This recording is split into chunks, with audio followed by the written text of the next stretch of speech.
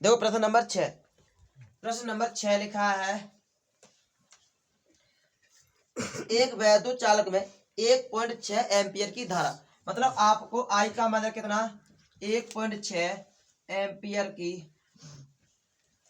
की धारा, 1.6 एम्पियर की धारा बह रही है चालक से प्रति सेकेंड, मतलब आपको प्रति सेकेंड, मतलब टी का मान रखा है 1 सेकेंड, प्रति का मतलब होता है 1, प्रति का सेकेंड गुजरने वाले इलेक्ट्रॉनों की संख्या की गणना कीजिए, मतलब आपको एन का मान निकालना है।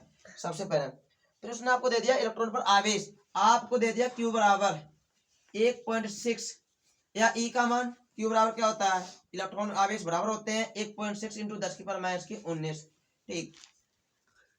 फॉर्मूला होता है क्यू बराबर, एक होता है एन और एक होता है क्यू बराबर आई टी, तो ये दोनों बराबर हो जाएंगे, एन बराबर हो जाएगा किसके, आई टी के। ये लगाएंगे फॉर्मूला, तो देखो एन का मान आपको निकालना है, ठीक है, तो ई ये गुणा में कहाँ पहुंच जाएगी, भाग में पहुंच जाएगी, मतलब आई टी बटे में ई। एन बराबर आई का मान कितना दे रखा है आपको 1.6, टी का मान दे रखा है 1 और इसका मान दे रखा कितना 1.6 इंटू 10⁻⁻⁹। देखो इससे खत्म हो जाएगा, तो मिलेगा आपको एन बराबर, ये माइनस की घात है ऊपर जाएगी प्लस की हो जाएगी, तो 10 की पावर कितना मिलेगा आपको -19, जो इलेक्ट्रॉन संख्या कितनी जाएगी, इतनी जाएगी एन का मान। नोट करिएगा इस प्रश्न।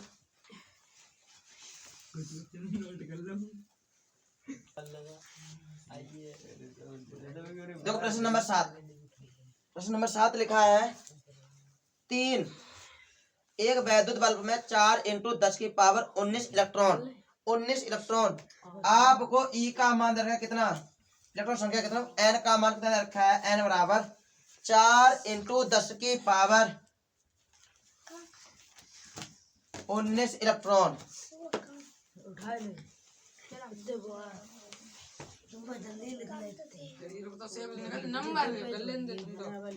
नंबर सेव कर रहे सर, नंबर सेव कर रहे।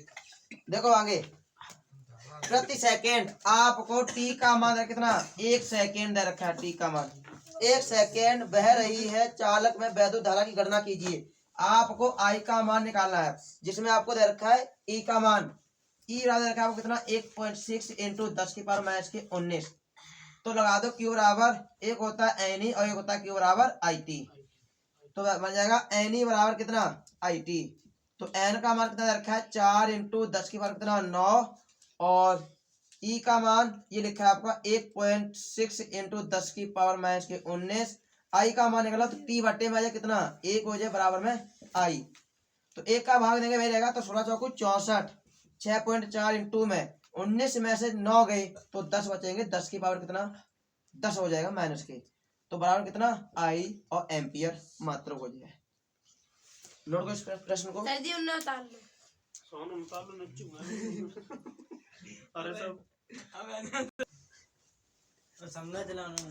देखो आगे प्रश्न नंबर 8। प्रश्न नंबर 8 लिखा है, किसी चालक में 0.5 एम्पियर की धारा, आपको आई का मान दे रखा है 0.5 एम्पियर की धारा प्रवाहित होती है जब उसके सिरे के बीच विभवांतर, आपको विभवांतर मतलब होता है उभी, उभी दे रखा है कितना आपको 2 वोल्ट, 2 वोल्ट दे रखा है आपको 2 वोल्ट, तो उसमें प्रतिरोध मतलब आर का मान ज्ञात कीजिए, आर का फॉर्मूला होता है उभी आई, तो आर बराबर उभी का मान दे रखा है 2, आई का मान दे रखा है 0.5, तो आर बराबर 5 दूनी 10 और लगा देंगे 1 अंक बाद 0, तो बनेगा आर बराबर कितना 1 ओम, 1 ओम बनेगा इसमें। नोट करो इस प्रश्न को, नोट कर लो सर।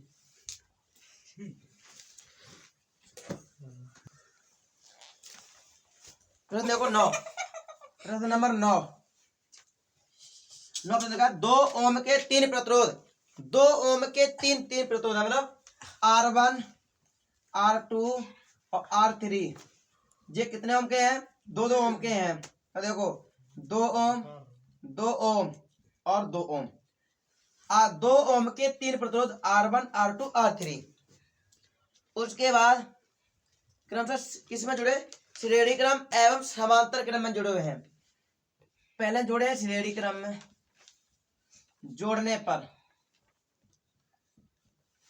तो बनेगा आपका आर बराबर फॉर्मूला होता है श्रेणी क्रम में R1 प्लस R2 और प्लस के कितने R3, R1 plus R2 R3, ठीक है। तो बनेगा R बराबर R1 का मान दे रखा है आपको 2, R2 का मान दे रखा है 2 और R3 का मान दे रखा है 2।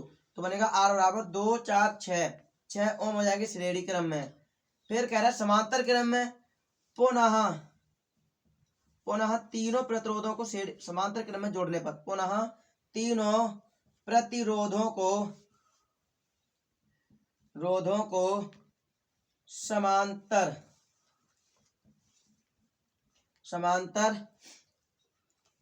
क्रम में जोड़ने पर, देखो आगे, जोड़ने पर तो बनेगा 1/R बराबर 1/R1 प्लस के 1/R2 और प्लस के 1/R3। तो 1/R बराबर R1 का मान 2, R2 का मान 2, R3 का भी मान 2। तो 1/R बराबर लास्ट का एलसीएम 2 आएगा, 1 2 3 ही जुड़ जाएंगे। तो बनेगा 1/R बराबर ये मिल जाएगा ओम। अब इसे हम लिख सकते हैं R का मान निकालेंगे तो क्या संख्या चेंज पलट जाए, तो बन जाएगा 2/3 ओम।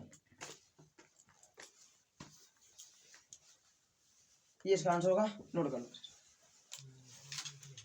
नोट कर लो।